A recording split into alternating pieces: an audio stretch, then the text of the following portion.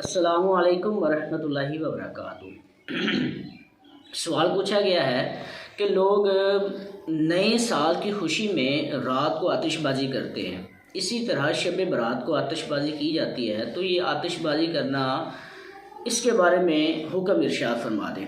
تو جواباً عرض ہے کہ نئے سال کی خوشی میں رات 12 بجے چھریاں پٹاخے اور دیگر بم دھماکے کرنا اور یا شب برات کو آتش بازی کرنا یہ جائز نہیں ہے۔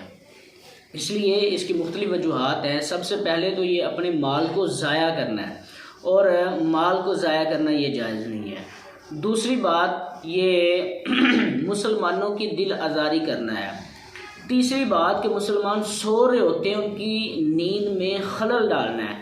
یہ تینوں کام خلاف شریعت، ناجائز اور حرام ہے، جس سے بچنا لازم، اور اگر کسی نے اپنی زندگی میں یہ افعال سرزد ان سے ہوئے ہیں تو اس کو توبہ کرنا لازم ہے۔ واللہ اعلم ورسولہ اعلم عز وجل، وصلی اللہ تعالی علیہ وسلم۔